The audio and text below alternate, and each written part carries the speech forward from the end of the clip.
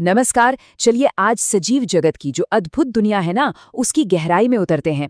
और वो भी खास तौर पर कॉम्पिटिटिव एग्जाम्स के नजरिए से। पता है, प्रकृति और खासकर पौधों की दुनिया रहस्यों से भरी पड़ी है। ये रहस्य हमारी आंखों के ठीक सामने होते हैं, पर अक्सर हम उन्हें देख नहीं पाते। तो चलिए इस सफर की शुरुआत एक बड़े ही मजेदार सवाल से करते हैं।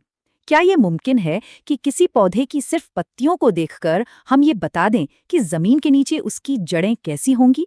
सुनने में एक पहेली जैसा लगता है ना? आइए मिलकर इसका जवाब ढूंढते हैं। तो सबसे पहले हम प्रकृति के एक सीक्रेट कोड को डिकोड करने वाले हैं। एक ऐसा कोड जो पौधे के अलग अलग हिस्सों को, मतलब पत्ती, जड़ और बीज को आपस में जोड़ता है। और हाँ, एग्जाम के लिए ये कनेक्शन समझना तो बहुत ही जरूरी है। ओके, तो जरा गौर से देखते हैं। पौधों की पत्तियों पर जो आपको बारीक लाइनें दिखती हैं ना, वो होती हैं शिराएं।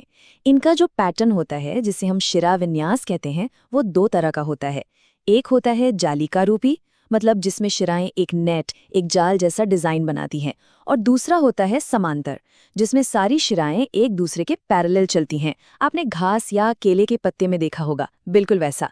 तो ये है हमारी जासूसी का पहला सुराग। अब आते हैं जड़ों पर। यहाँ भी दो मेन टाइप्स हैं। एक है मूसला जड़, जिसमें एक मेन मोटी जड़ होती है और उससे बाकी निकलती हैं। और दूसरी है झकड़ा या रेशेदार जड़, जो एक गुच्छे जैसी दिखती है। अब यहाँ आती है मजेदार बात। पत्ती का पैटर्न और जड़ का टाइप ये आपस में कनेक्टेड हैं। चलिए देखते हैं कैसे। तो ये रहा वो बड़ा खुलासा। इन सब में एक बहुत गहरा कनेक्शन है। ध्यान से सुनिए। जिन पौधों की पत्तियों में जालिका रोपी, मतलब नेट जैसा पैटर्न होता है, उनकी जड़ें हमेशा मूसला होती हैं। और उनके बीज होते हैं द्विबीजपत्री, मतलब ऐसे बीज जो दो हिस्सों में बट जाते हैं, जैसे चना या राजमा। और जिन पौधों में समांतर शिरा विन्यास होता है, उनकी जड़ें होती हैं झकड़ा और उनके बीज होते हैं एक बीजपत्री। कमाल है ना? मतलब हम सिर्फ पत्ती देखकर जड़ और बीज का टाइप बता सकते हैं। ये ट्रिक एग्जाम में बहुत काम आएगी। तो अब जब हमारे पास ये सुराग हैं, तो चलिए देखते हैं कि इनसे हम पौधों को बड़े बड़े ग्रुप्स में कैसे बांट सकते हैं। और ये क्लासिफिकेशन भी एग्जाम्स में खूब पूछा जाता है। अब पौधों को उनके तने और हाइट के बेस पर 3 मेन कैटेगरीज में बांटा जाता है। सबसे पहले आते हैं शाक, जैसे टमाटर का पौधा। इनके तने हरे और मुलायम होते हैं। फिर आती हैं झाड़ियां, जैसे गुलाब का पौधा। इनके तने सख्त तो होते हैं, पर पतले होते हैं और ब्रांचेस जमीन के पास से ही निकलना शुरू हो जाती हैं। और आखिर में आते हैं वृक्ष, यानी पेड़।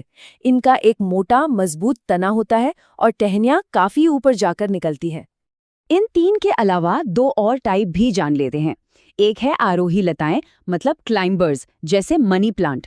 इनके तने कमजोर होते हैं, तो इन्हें ऊपर चढ़ने के लिए किसी सहारे की जरूरत पड़ती है। और दूसरी है विसर्पी लताएं, यानी क्रीपर्स, जैसे तरबूज या कद्दू की बेल। ये जमीन पर ही फैलकर आगे बढ़ती हैं। तो पौधों की दुनिया तो हमने देख ली। अब चलते हैं जंतु जगत की तरफ। यहाँ भी हम डाइवर्सिटी को समझने के लिए इनकी गति, इनके घर यानी आवास, और सबसे जरूरी चीज अडैप्टेशन यानी अनुकूलन पर फोकस करेंगे। जानवरों में मूवमेंट की तो क्या ही वैरायटी है। कोई उड़ रहा है, कोई तेज दौड़ रहा है, कोई रेंग रहा है, तो कोई छलांग लगा रहा है। पक्षी उड़ते हैं, चीता दौड़ता है, सांप रेंगता है। ये सब उनके शरीर की खास बनावट और उनके माहौल के हिसाब से हुए अडैप्टेशन को दिखाता है। इसी वजह से तो वो अपने एनवायरनमेंट में सर्वाइव कर पाते हैं। अब बात करते हैं जानवरों के घरों की, यानी उनके आवास की। मोटे तौर पर 2 तरह के हैं। एक है स्थलीय आवास, मतलब जमीन पर रहने वाले। ये हवा में सांस लेते हैं। इसी में रेगिस्तान जैसी जगहें भी आती हैं, जहां ऊंट जैसे जानवर कम पानी में रहने के लिए अडैप्टेड होते हैं। या फिर पहाड़ी इलाके, जहां जानवर और देवदार जैसे पेड़ खुद को भयंकर ठंड के लिए तैयार कर लेते हैं।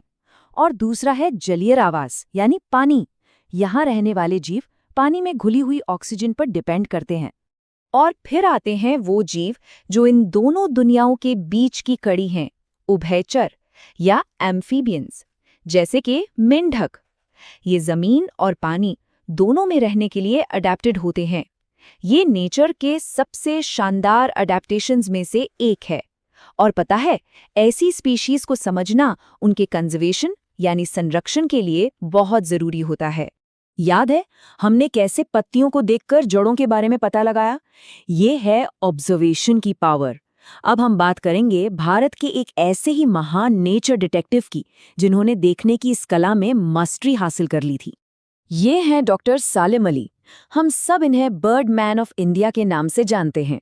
उन्होंने और डॉक्टर जानकी अम्माल जैसे और भी कई महान वैज्ञानिकों ने अपनी पूरी जिंदगी नेचर को स्टडी करने और उसे बचाने में लगा दी। और उनकी जिंदगी एक बात सिखाती है कि संरक्षण का मतलब कंजर्वेशन का पहला स्टेप है ऑब्जर्वेशन। जब हम नेचर को ध्यान से देखते हैं ना, तभी हम उसकी ज़रूरतें समझ पाते हैं। और इसी समझ से भारत में प्रोजेक्ट टाइगर और सेक्रेड ग्रूव्स यानी पवित्र उपवन जैसी पहले शुरू हो पाईं, जो हमारी बायोडाइवर्सिटी को बचाने के लिए बहुत ज़रूरी हैं। तो चलिए, अब तक जो कुछ भी हमने सीखा उसे टेस्ट करने का टाइम आ गया है। तैयार हो जाइए एक क्विक रैपिड फायर राउंड के लिए। ये आपकी एग्जाम की तैयारी में बहुत हेल्प करेगा। तो पहला सवाल स्क्रीन पर है, द्विबीजपत्री यानी डाइकॉट प्लांट्स की 3 मेन कैरेक्टरिस्टिक्स क्या हैं? याद कीजिए, वो पत्ती, जड़ और बीज वाला कनेक्शन। और इसका सही जवाब है पत्तियों में जालिका रूपी शिराविन्यास, जड़ों में मूसला जड़ तंत्र और बीजों में 2 बीजपत्र का होना। ये तिकड़ी हमेशा एक साथ मिलती है। चलिए अगला सवाल देखते हैं। अगर किसी पौधे की पत्ती में समांतर शिराविन्यास है, तो उसकी जड़ों के बारे में क्या कहेंगे? कैसी होंगी वो? एकदम सही, उसमें झकड़ा यानी फाइब्रस रूट सिस्टम होगा। ये एक मोनोकॉट यानी एक बीजपत्री पौधे की निशानी है। और ये रहा हमारा आखिरी सवाल, एक झाड़ी और एक वृक्ष में मेन डिफरेंस क्या है? सोचिए, दोनों के तने हार्ड होते हैं, फिर भी वो अलग कैसे हैं? तो अंतर है उनके तने और शाखाओं में। झाड़ियों के तने सख्त पर पतले होते हैं और उनकी ब्रांचेस जमीन के पास से ही निकलती हैं, जबकि पेड़ों का एक ही मोटा मजबूत तना होता है और टहनियां बहुत ऊपर जाकर निकलती हैं। तो अब जब हमने नेचर के इन सीक्रेट कोड्स को पढ़ना सीख लिया है, तो अब सवाल ये है कि हम अपने आसपास की दुनिया में कौन से नए कनेक्शंस ढूंढने की कोशिश करेंगे।